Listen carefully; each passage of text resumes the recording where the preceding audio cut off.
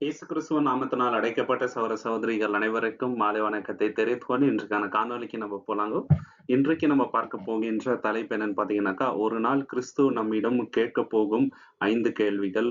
5 questions Christ will ask us someday. இயேசு கிறிஸ்து 2ஆம் வருகையில வரும்போது சில கேள்விகளை நம்ம கிட்ட கேட்பாருங்க. நிச்சயமாக அதை எப்படி நம்ம சொல்றோம்னாக்கா, வசனத்தின் அடிப்படையில தாங்க.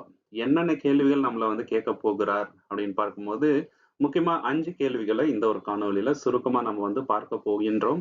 தேவனுக்கு உகந்த ஒரு வாழ்க்கை நம்ம வாழணும். அப்படி வாழலைனாக்கா இந்த கேள்விக்கு நம்மளால பாசிட்டிவா ஆன்சர் பண்ண முடியாது. அதுல முதலாவது கேள்வி என்னன்னு பார்க்கும் பொழுது, நான் உனக்கு தாளந்த கொடுத்தேன், அந்த தாளந்த வச்சு நீ என்ன பண்ண அப்படின்றத ஒரு உவமை மூலியமா சொல்றாரு இல்லைங்களா? ஒருத்தருக்கு வந்து 5 தாலந்து, ஒருத்தருக்கு 3, ஒருத்தருக்கு 1 அப்படின்ட்டு குடுத்தாருங்க. அந்த 1 தாலந்து வாங்குனவர் என்ன பண்ணாருன்னு பார்த்தீங்கன்னாக்கா, அந்த தாலந்த வந்து புதைச்சு வச்சுட்டாரு. அதனால அந்த எஜமானுக்கு ரொம்ப கோவம் வந்துச்சுங்க. "நீ ஏன் வந்து அட்லீஸ்ட் இத பேங்க்லயாவது போட்டிருந்துருக்கலாமே! எனக்கு வட்டி வந்திருக்குமே!" அப்படின்ட்டு சொல்றாரு. அந்த மாதிரி சோம்பேறியான ஒரு வேலைக்காரரா அவர் வந்து இருந்துட்டாருங்க. அதே போல தான் நம்மளுக்கும். அந்த எஜமான் யாருன்னு பார்க்கும்போது இயேசு கிறிஸ்து. இயேசு கிறிஸ்து வந்து கேட்பாருங்க. சந்திப்பின் நாளில, "நான் உனக்கு கொடுத்த தாளந்த நீ எப்படி என்னோட மகிமைக்காக பயன்படுத்தின?" அப்படின்னு சொல்லிட்டு. நம்ம பாசிட்டிவா ஆன்சர் பண்ணோங்க அந்த சமயத்துல. லூக்கா 19ஆம் அதிகாரம் 23வது வசனத்துல, லூக் சாப்டர் 19:23, "பின்ன ஏன் நீ என் திரவியத்தை காசுக்கடையில் வைக்கவில்லை? வைத்திருந்தால் நான் வரும்போது அதை வட்டியோட வரப்பற்றிக் கொள்வேனே" என்று சொல்லி பாத்தீங்களா? நான் திருப்பி வரும்போது வட்டியாவது கிடைச்சிருக்குமே, நீ ஏன் அத பண்ணல அப்படின்னு சொல்லிட்டு. பேதுரு என்ன சொல்றாருனாக்கா, 1 பேதுரு 4ஆம் அதிகாரம் 10வது வசனத்துல தேவன் எல்லாருக்கும் என்ன பண்ணியிருக்கிறாருனாக்கா, ஒரு கிஃப்ட் குடுத்திருக்கிறாருங்க. அந்த வரத்த நம்ப மத்தவங்களுக்காக பயன்படுத்தணும். இப்போ ஒருத்தருக்கு நல்லா பாடுற டேலண்ட் குடுத்திருந்தா, அத சபைக்காக பயன்படுத்தணுங்க. பாட்டு எழுதுற டேலண்ட் இருக்கும், பிரீச்சிங் டேலண்ட் இருக்கும், உதவி பண்ற டேலண்ட் இருக்கும். இன்னும் சொல்லிட்டே போலாங்க. இத எல்லாத்தையும் வந்து தேவனோட மகிமைக்கு நம்ம வந்து பயன்படுத்த வேண்டும். 1 பேதுரு 4ஆம் அதிகாரம் 10வது வசனத்துல, 1 பீட்டர் 4:10லங்க, அவனவன் பெற்ற வரத்தின்படி நீங்கள் தேவனுடைய பற்பல கிருபையுள்ள ஈவுகளை பகிர்ந்து கொடுக்கும் நல்ல உக்கிரக்காரன் போல ஒருவருக்கொருவர் உதவி செய்யுங்கள். பாத்தீங்களா? அந்த ஈவு எதற்காக கொடுத்தாரு? நம்ம வந்து பகிர்ந்து கொடுக்க வேண்டும். மத்தவங்களுக்கு அதுல வந்து உதவி இருக்கணும். நமக்காக மட்டுமே தேவன் அத குடுக்கல. இதுல நம்ம கற்றுக்க வேண்டிய பாடம் என்னன்னு பாத்தீங்கன்னாக்கா, நம்மளோட டைமு, நம்மளுடைய எபிலிட்டி, நமக்கு தேவன் கொடுக்கின்ற வாய்ப்புகள், நம்மளுடைய பணம், நம்மளுடைய இன்ஃப்ளூயன்ஸ், நம்மளுடைய நாலேட்ஜ் இல்லைங்களா? ஆவிக்குரிய வரங்கள், இதெல்லாம் தேவனுக்கு ஒரு சாட்சியா இருக்கணும். இதெல்லாம் தேவன் எதற்காக குடுத்திருக்கிறாருனாக்கா, இந்த லைஃப்ல நல்லா சந்தோஷமா லைஃப என்ஜாய் பண்ணி சாகுறதுக்காக அல்லங்க. எதுக்கு குடுத்திருக்கிறாரு? தேவனுடைய மகிமைக்கு நம்மளுக்கு குடுத்திருக்கிறாருங்க. தேவனுக்கு அதுல ஏதாவது பிரயோஜனம் இருக்கணும். மற்றவங்களுக்கு ஏதாவது பிரயோஜனம் இருக்கணுங்க. நமக்காகவே வாழ்ந்து மரிக்கிறது வாழ்வே கிடையாதுங்க. தேவனுக்காக வாழ்வது. அது ரொம்ப ரொம்ப இம்பார்ட்டன்ட். இயேசு கிறிஸ்து இததான் வந்து சந்திப்பு நாளில கேட்க போறாருங்க. நம்மளுடைய வரத்த நம்ம தேவனுக்காக பயன்படுத்துறோம் அப்படின்றத எப்படி நம்ம பார்க்கலாம் அப்படின்னு பார்க்கும்போது, முதலாவது வந்து நம்மளுடைய ஆவிக்குரிய வரங்கள தேவனுக்காக பயன்படுத்துவோங்க. நம்மளுடைய செல்ஃப் யூஸ்க்காக பயன்படுத்த மாட்டோம். நம்ம வந்து மத்தவங்களோட கம்பேர் பண்ண மாட்டோங்க. நம்ம என்ன பண்ணுவோம்னாக்கா, நமக்கே தேவன் இந்த தாளந்து குடுத்திருக்கிறாரு. அத நம்ம எப்படி பயன்படுத்தி இருக்கிறோம்ன்ட்டு நம்மளே நம்ம எக்ஸாமின் பண்ணுவோம். நம்ம சின்ன விஷயத்துல கூட தேவனுக்கு உண்மையா இருப்போங்க. நம்ம வந்து வில்லிங்கா என்ன பண்ணுவோம், நம்மளோட டைம், டேலண்ட், ரிசோர்ஸஸ், ஆப்பர்ச்சுனிட்டீஸ் எல்லாமே தேவனுக்காக பயன்படுத்த ரெடியா இருப்போங்க. இல்லைங்களா? நம்ம வந்து ஒரு வழிய தேடுவோம். எந்த வழியா தேவனோட நாமத்த மகிமைப்படுத்தலாம்?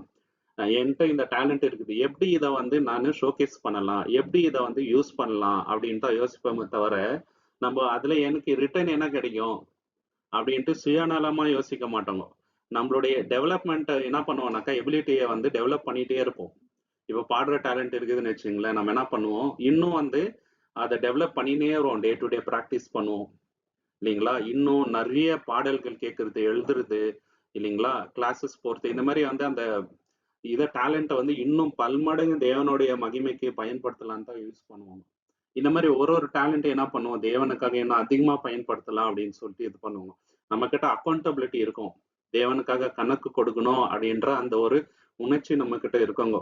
ரெஸ்பான்சிபிலிட்டி எடுத்துட்டு வந்து நம்ம பண்ணோம். ஏனோ தானோன்ட்டு பண்ண மாட்டோம். இதெல்லாம் வந்து பாசிட்டிவான சைன்ஸ்ங்க. நம்ம தேவனுக்காக ஊழியம் பண்ணிட்டு இருக்கிறோம். நம்மளுடைய கிஃப்ட்ட தேவனுக்காக பயன்படுத்திட்டு இருக்கோம். 2வது கேள்வி, இயேசு கிறிஸ்து நம்மள பார்த்து என்ன கேட்பாருனாக்கா, மத்தவங்க எல்லாரும் விடவும் என்ன அதிகமா லவ் பண்ணியா? அப்படின்றதுதான். இந்த கேள்விய பேதுரு கிட்ட இயேசு கிறிஸ்து கேட்டாரு. எப்போ அப்படின்னும்போது, பேதுரு என்ன பண்ணிட்டாருங்க, இயேசு கிறிஸ்துவ மறுதலிச்சுட்டாரு.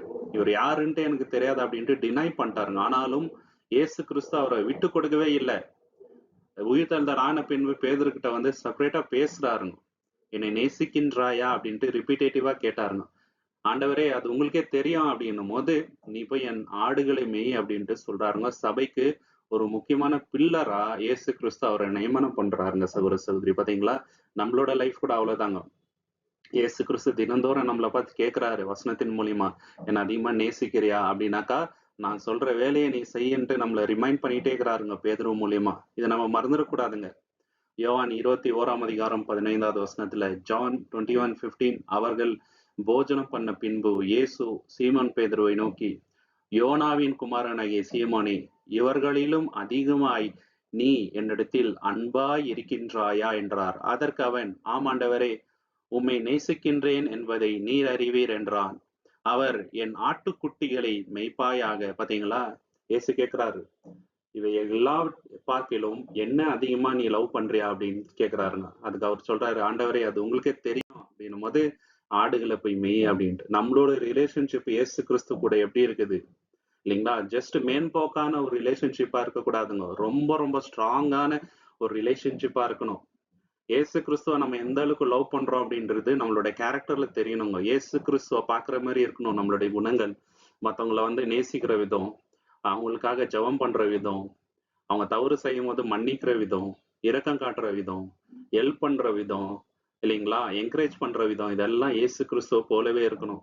அப்படி இருந்தோமானால் இயேசுவை போல நம்ம மத்தவங்களை நேசிக்கின்றோம் அப்படின்ட்டு அது வந்து அடையாளப்படுத்தி காட்டணும். இயேசுவை நம்ம அதிகமா நேசிச்சோம்னு வச்சுங்களேன், மத்தவங்களுக்காக உயிரை கொடுக்கறது கூட ரெடி ஆயிடுவோங்க சகோதர சகோதரி. இயேசுக்காக என்ன வேணா பண்ணதுக்கு நம்ம ரெடி ஆயிடுவோம். அவருக்காக தான் வாழ்றோம். வாழ்வது நான் அல்ல, இயேசுதான் என்னுள் வாழ்கின்றார். அவரை போல சாக்ரிஃபைஸ் பண்ற எண்ணம் நமக்கு வந்துருங்க.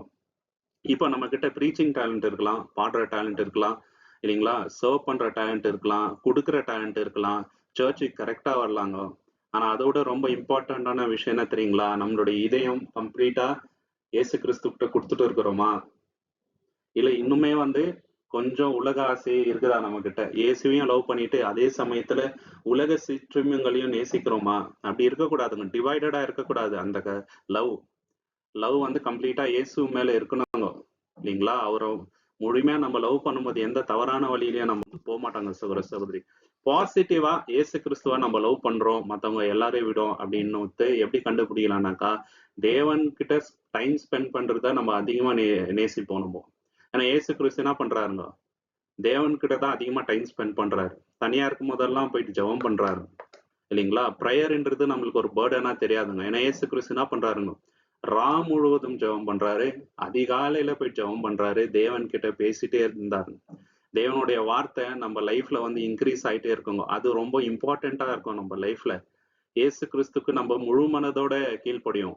கன்வீனியன்ஸ்க்கு இருக்காதுங்க, இல்லைங்களா? சில பேர் கன்வீனியன்ட்காக ஒபே பண்ணுவாங்க. இது எனக்கு வந்து ஈஸியா இருக்குது, அதனால இதுல நான் வந்து என்ன பண்ணுவேன், கீழ்ப்படிவேன். இது கஷ்டமா இருக்குது, அதுல நான் கீழ்ப்படிய மாட்டேன். அப்படி இல்லைங்க.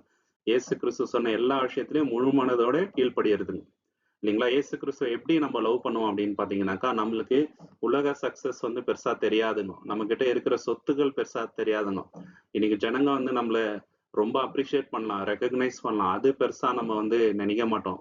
இயேசு கிறிஸ்துவ தான் நம்ம வந்து பெருசா நம்மளோட பொக்கிஷமா பார்ப்போம், இல்லைங்களா? மத்தவங்களுக்காக எதை வேணா விட்டு கொடுக்க நம்ம ரெடி ஆயிடுவோம். பாவ பழக்க வழக்கங்களை இயேசு கிறிஸ்துக்காக நம்ம வந்து விட்டு கொடுக்க ரெடி ஆயிடுவோம். ஏன்னா இயேசுக்கு அது பிடிக்காது, இல்லைங்களா? இயேசுக்கு எதெல்லாம் வந்து பிளீசிங்கா இருக்குமோ, இயேசு போல நம்ம வந்து திங்க் பண்ண ஆரம்பிச்சிடுவோம் அவரை லவ் பண்ணும் போது. இப்போ நம்ம ஒருத்தரை லவ் பண்றோம்னாக்கா, அவங்களுக்கு என்ன பிடிக்கும் என்ன பிடிக்காதுன்னு பார்த்துதான் ஒரு விஷயங்களை நம்ம வந்து பண்ணுவோம். அதே போல இயேசுவை நம்ம முழு மனதோட நேசிக்கும் பொழுது அவருக்கு என்ன பிடிக்கும் அப்படின்னு நினைச்சுதான் வந்து நம்ம பண்ணுவோம். தேவனை ஆராதிக்கிறதுக்கு நம்ம எப்பவுமே சோம்பேறித்தனம் பண்ண மாட்டோம். இது எல்லாமே வந்து அடையாள சகோதரி. 3வது விஷயம், இயேசு கிறிஸ்து நம்மளை பார்த்து கேட்கிற கேள்வி என்னன்னு பாத்தீங்கன்னாக்கா, இந்த சிறியவங்களை நீங்க எப்படி பாத்தீங்க? நீ அவங்களுக்காக என்னெல்லாம் பண்ண, எப்படி ஹெல்ப் பண்ண அவங்களுக்கு, நான் உனக்கு ஏராளமான கிஃப்ட் கொடுத்தனே, மத்தவங்களுக்கு எந்த அளவுக்கு நீ உதவிகரமா இருந்த அப்படின்றது இன்னொரு முக்கியமான கேள்விங்க. நிறைய பேர் என்ன நினைச்சிட்டாங்கன்னாக்கா, இயேசு கிறிஸ்துவ விசுவாசிச்சுட்டு ஞானஸ்நானம் எடுத்துட்டு அந்த நினைப்பிலேயே வாழ்ந்தா போதும் அப்படின்ட்டு. ஆனா யாக்கோபுல நம்ம என்ன பார்க்கிறோங்க, கிரியை இல்லாத விசுவாசம் செத்ததாக இருக்கிறதுங்க.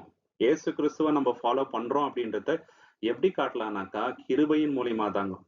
மனதுருக்கத்தின் மூலியமாக மத்தவங்களுக்காக ஹெல்ப் பண்றோம் இல்லைங்களா, மத்தவங்களுக்காக போய் நிக்கிறது, ஜெபம் பண்றது, இதெல்லாம் தான் வந்து நம்ம உண்மையிலேயே இயேசு கிறிஸ்துவ ஃபாலோ பண்றோம், இயேசு கிறிஸ்துவ நேசிக்கிறோம் அப்படின்றதுக்கு அடையாளங்கள். சோ இதுக்கு ஒரு விஷயம் இயேசு கிறிஸ்து சொல்றாருங்க. 2ஆம் வருகையில 2 குரூப் ஆஃப் பீப்பிள் வராருங்க. வலது பாரிசத்துல சில பேரை நிக்க வைக்கிறாரு, இடது பாரிசத்துல நிக்க வைக்கிறாரு. அதுல அவர் என்ன சொல்றாருனாக்கா, மத்தேயு 25ஆம் அதிகாரம் 40ல, மேத்யூ சாப்டர் 25, 40ல, அதற்கு ராஜா பிரதியுத்தரமாக, மிகவும் சிறியவராகிய என் சகோதரரான இவர்களில் ஒருவனுக்கு நீங்கள் எதை செய்தீர்களோ அதை எனக்கே செய்தீர்கள் என்று மெய்யாகவே உங்களுக்கு சொல்கிறேன் என்பார். பாத்தீங்களா? அந்த சிறியவர் யாரு? இயேசு கிறிஸ்துவுக்கு சகோதரர் அப்படின்ட்டு இருக்குதுங்க. எல்லாருமே இயேசு கிறிஸ்துவோட சகோதரர் தான். அவரும் அப்படிதான் பாக்குறாரு. சோ நம்ம எப்படி மத்தவங்களுக்கு ஹெல்ப் பண்ணி இருக்கிறோம்? முக்கியமான கேள்விங்க. வெறும் விசுவாசிச்சுட்டு அதுக்கு எந்த ஒரு ஹெல்ப் பண்ணாம நம்ம மறிச்சிட்டோம்னா அதுல எந்த ஒரு பிரயோஜனமும் இல்லை. யாராவது ஒருத்தருக்காவது நம்ம லைஃப் வந்து பிரயோஜனமா இருக்குங்க. அந்த மாதிரி நம்ம வந்து வாழணுங்க சகோதர சகோதரி. நல்ல சமாரியனோட அந்த ஸ்டோரி இருக்குது இல்லைங்களா, அது நமக்கு என்ன கற்றுத்தருது? நம்ம என்ன பண்ணோம்? மத்தவங்களுக்கு வந்து மனதுருக்கத்தை காட்டணுங்க இல்லைங்களா.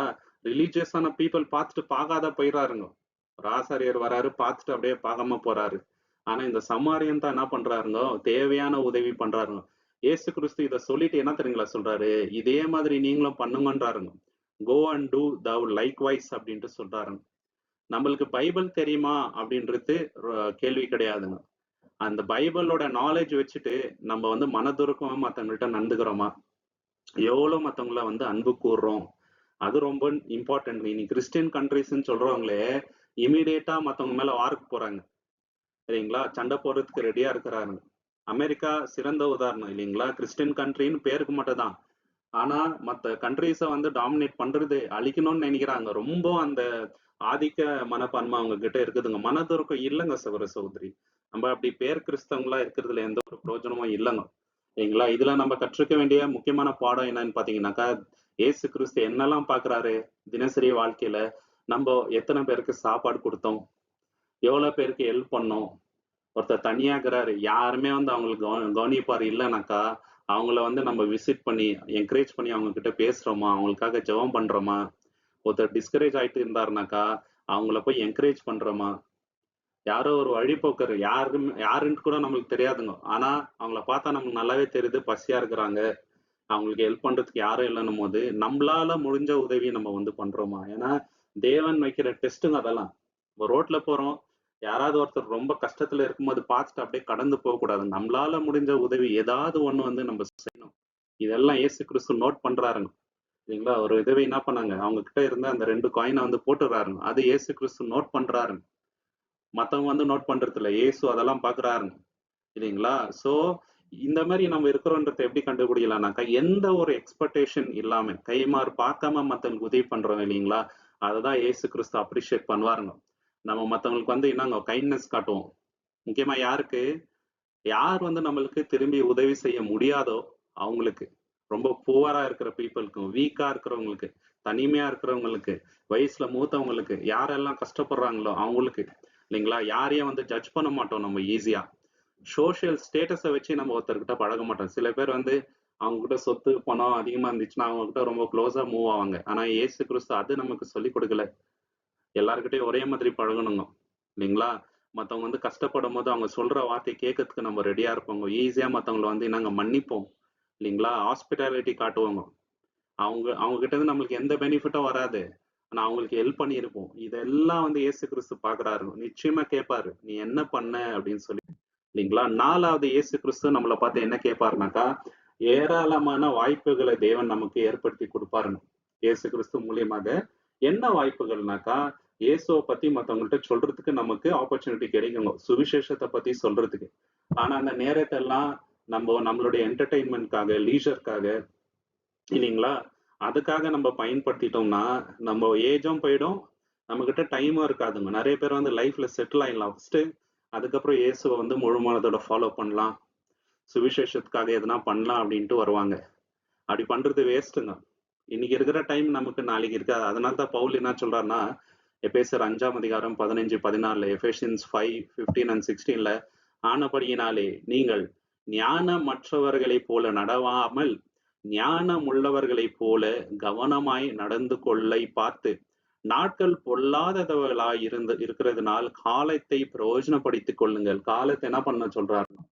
பிரயோஜனப்படுத்திக் கொள்ளுங்கன்றாருங்க. கொலோசியர் 4:5 என்ன சொல்றானாக்கா பவுல், கொலோசியன்ஸ் சாப்டர் 4:5ல வெளியில் உள்ளவரிடத்தில் ஞானமாய் நடந்து காலத்தை பிரயோஜனப்படுத்திக் கொள்ளுங்கள். பாத்தீங்களா, காலத்தை பிரயோஜனப்படுத்துங்க. ஏன்னா டைம் ஒரு ஒரு நிமிஷமும் ரொம்ப இம்பார்ட்டன்ட்.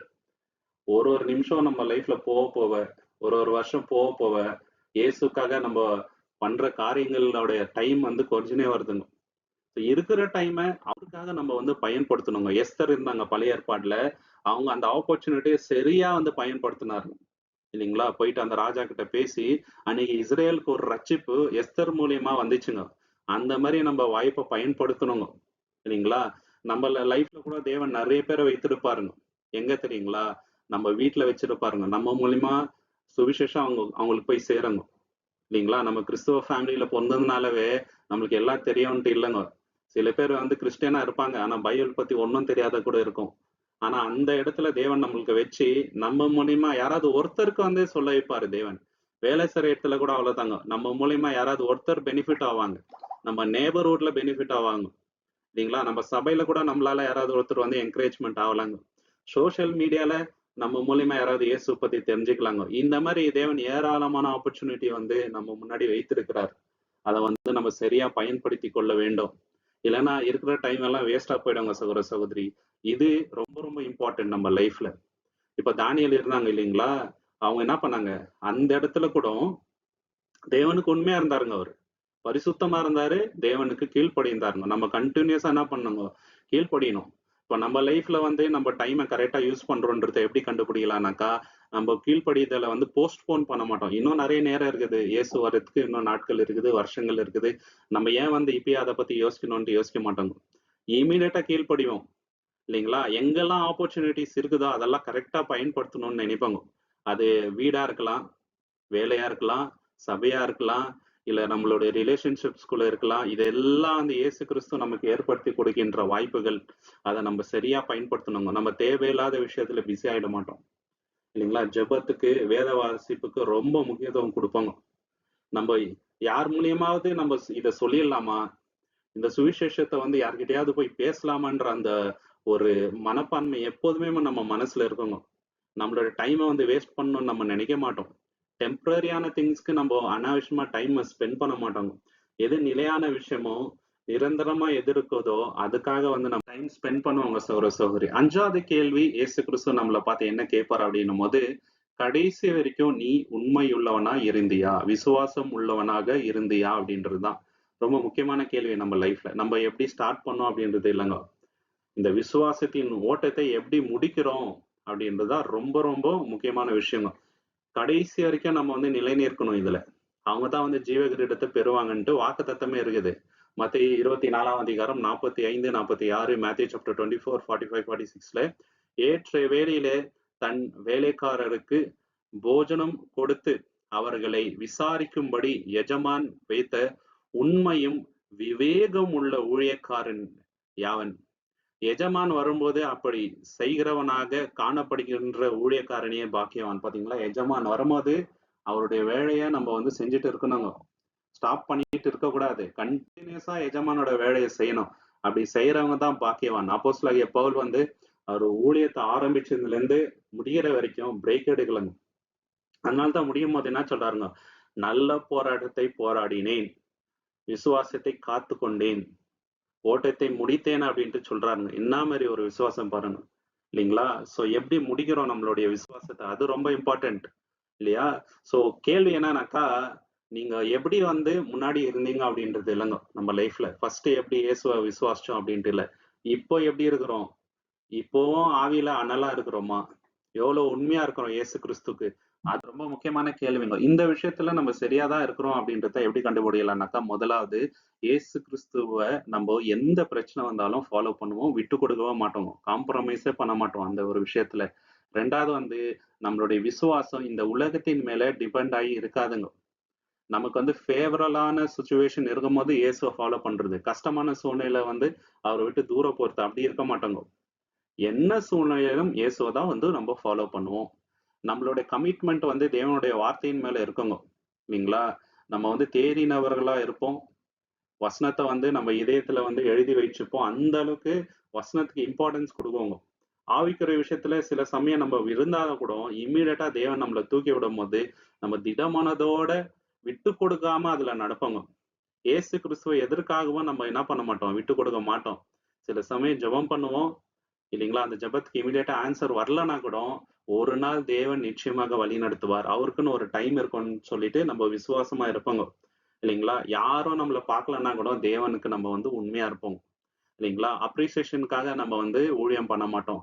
இது எல்லாமே வந்து நம்ம பாசிட்டிவா இந்த விஷயத்துல இருக்கிறோம் அப்படின்றதுக்கு இந்த கேள்விகளை இயேசு கிறிஸ்து 2வது வருகையில நம்மள பார்த்து கேட்பாருங்க. இந்த கேள்விக்கு நம்ம பாசிட்டிவா பதில் சொல்ல ஆயத்தமாகவும், தேவனின் பலத்தை பெற்றுக்கொண்டு, தேவன் தாமே இந்த வசனங்களை ஆசீர்வதிப்பாராக. உங்களுக்கு இந்த காணொளி பிடிச்சிருந்தா லைக் பண்ணுங்க, ஷேர் பண்ணுங்க, சப்ஸ்கிரைப் பண்ணுங்க. தேவனுடைய சித்தம் இருந்தால் கூடிய சீக்கிரம் இன்னொரு காணொளியில நம்ம எல்லோருமே சந்திக்கலாம்.